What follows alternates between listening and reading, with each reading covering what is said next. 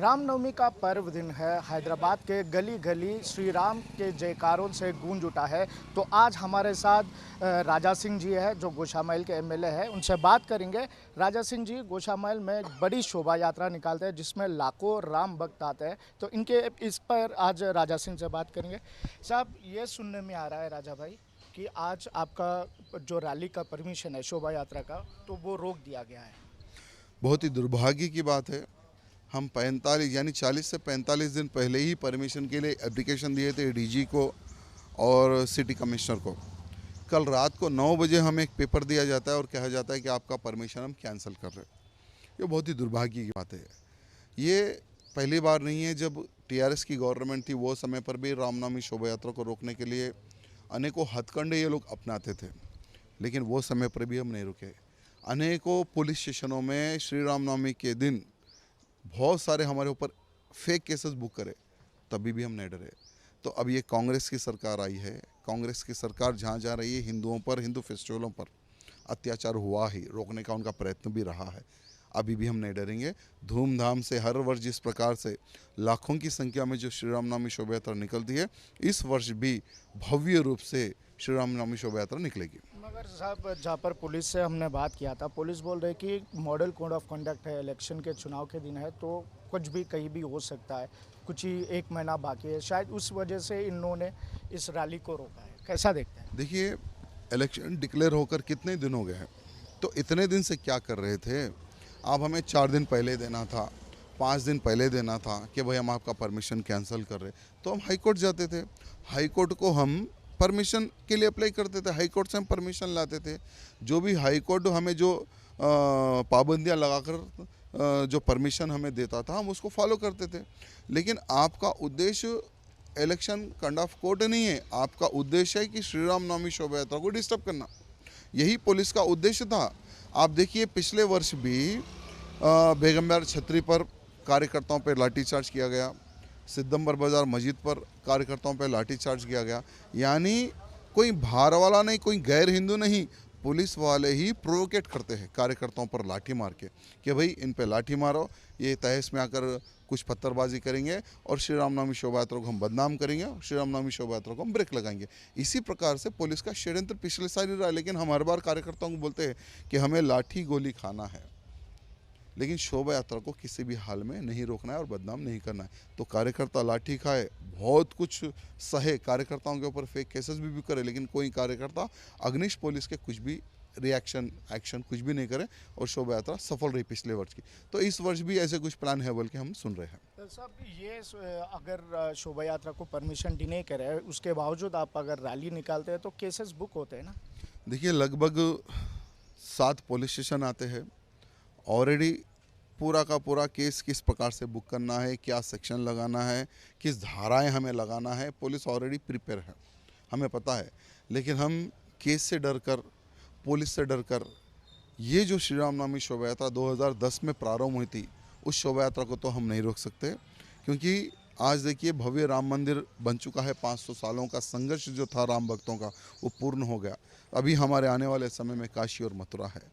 तो इसके लिए हम आवाज़ उठाएंगे, उठाते रहेंगे, भले ही पुलिस हमारे ऊपर 100 केसेस क्यों ना बुक करे। तो साहब, अभी अकबरुद्दीन ओवैसी को देखा गया तो कल एक कमेंट किए थे उन्होंने परसों शाम में कि वो उनको गोली से मार दिया जाएगा, नहीं तो कोई पॉइजन दे के जेल में मार दिया जाएगा, इस तरह के कमेंट्स दिए हैं। और असदुद्दीन ओवैसी को देखा गया तो CAA और ट्रिपल तलाक के ऊपर हर गली, हर दरवाजे को नॉक करते हुए वोट मांग रहे हैं। कैसा देखते हैं इसको?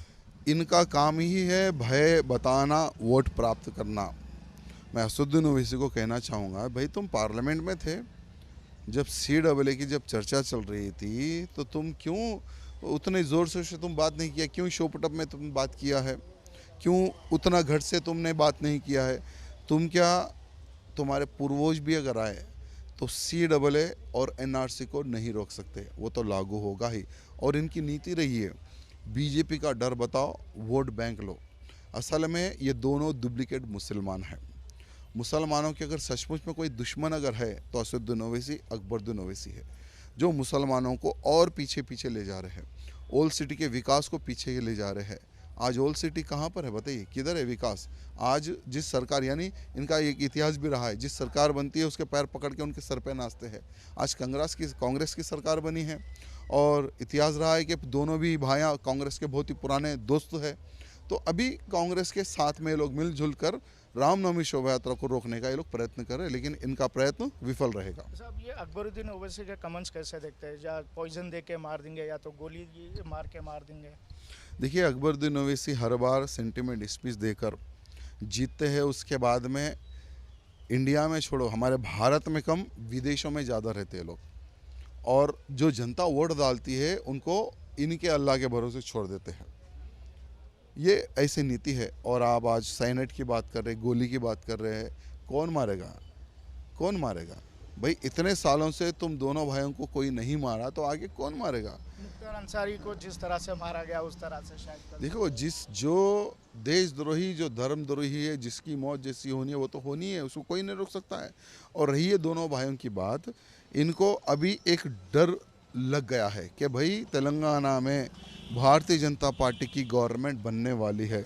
अगर गवर्नमेंट बनेगी तो जो दूसरे राज्यों में हमारे साथ हो रहा है वही हमारे साथ होगा, बल्कि इनको अभी वो डर पैदा हो गया है। लेकिन अकबरुद्दीन ओवैसी को कहना चाहूँगा कि हमारी सरकार जिस दिन बनेगी, तुम दोनों भाइयों के साथ क्या करना है हम विचार करेंगे। धन्यवाद। ये है राजा सिंह जी का कहना।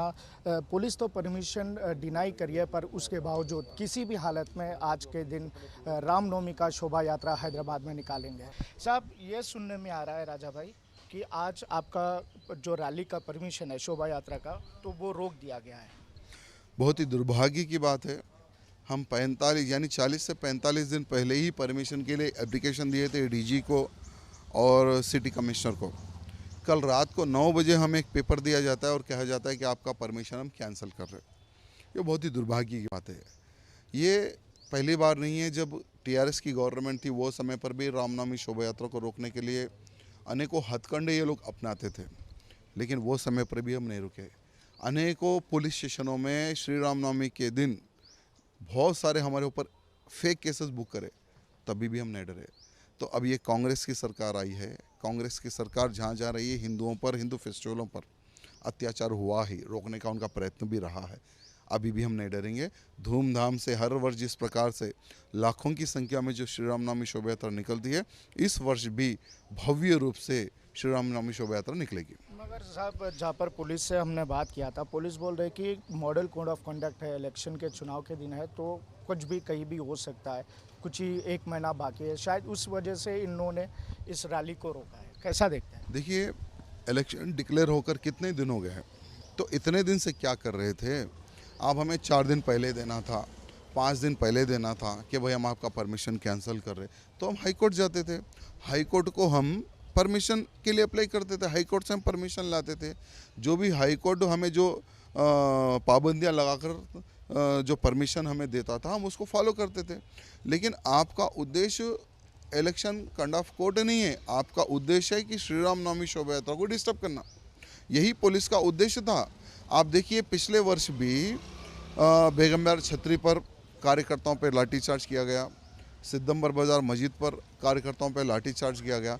यानी कोई बाहर वाला नहीं, कोई गैर हिंदू नहीं, पुलिस वाले ही प्रोवोकेट करते हैं कार्यकर्ताओं पर लाठी मार के कि भाई इन पे लाठी मारो, ये तहस में आकर कुछ पत्थरबाजी करेंगे और श्री रामनवमी शोभा यात्रा को हम बदनाम करेंगे, श्री रामनवमी शोभा यात्रा को हम ब्रेक लगाएंगे। इसी प्रकार से पुलिस का षड्यंत्र पिछले साल ही रहा। लेकिन हम हर बार कार्यकर्ताओं को बोलते हैं कि हमें लाठी गोली खाना है, लेकिन शोभा यात्रा को किसी भी हाल में नहीं रोकना है और बदनाम नहीं करना है। तो कार्यकर्ता लाठी खाए, बहुत कुछ सहे, कार्यकर्ताओं के ऊपर फेक केसेस भी करे, लेकिन कोई कार्यकर्ता अग्निश पुलिस के कुछ भी रिएक्शन एक्शन कुछ भी नहीं करे और शोभा यात्रा सफल रही पिछले वर्ष की। तो इस वर्ष भी ऐसे कुछ प्लान है बल्कि हम सुन रहे हैं। साहब, ये अगर शोभा यात्रा को परमिशन डिने करे, उसके बावजूद आप अगर रैली निकालते हैं तो केसेस बुक होते हैं ना?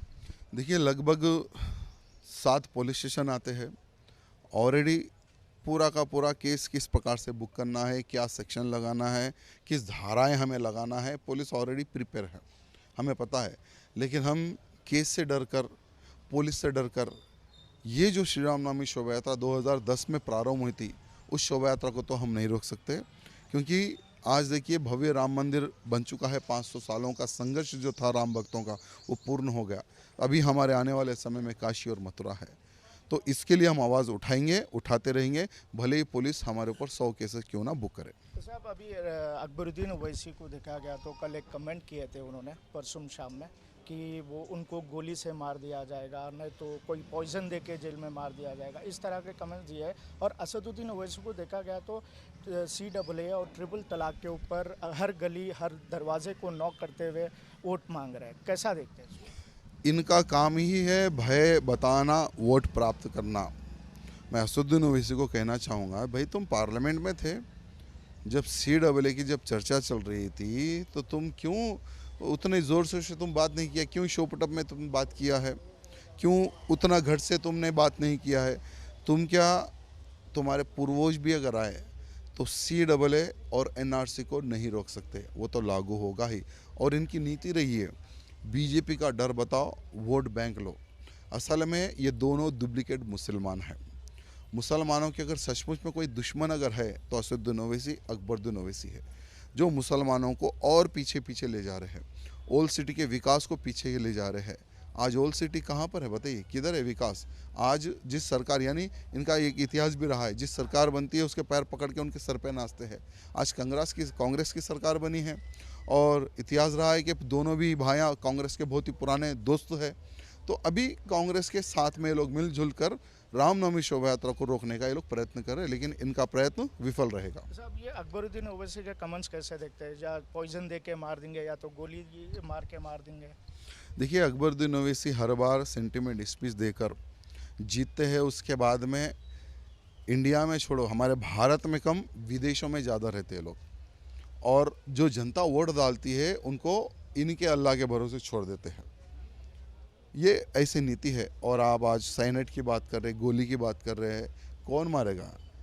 कौन मारेगा भाई? इतने सालों से तुम दोनों भाइयों को कोई नहीं मारा, तो आगे कौन मारेगा? मुख्तार अंसारी को जिस तरह से मारा गया उस तरह से शायद देखो, जो देशद्रोही, जो धर्मद्रोही है, जिसकी मौत जैसी होनी है वो तो होनी है, उसको कोई नहीं रोक सकता है। और रही है दोनों भाइयों की बात, इनको अभी एक डर लग गया है कि भाई तेलंगाना में भारतीय जनता पार्टी की गवर्नमेंट बनने वाली है।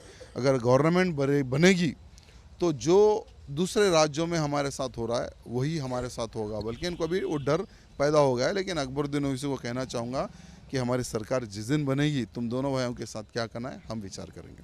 धन्यवाद। ये है राजा सिंह जी का कहना। पुलिस तो परमिशन डिनाई करिए, पर उसके बावजूद किसी भी हालत में आज के दिन रामनवमी का शोभा यात्रा हैदराबाद में निकालेंगे। कैमरा पर्सन सूर्या के साथ राजकिरण, न्यूज़ नेशन, हैदराबाद से।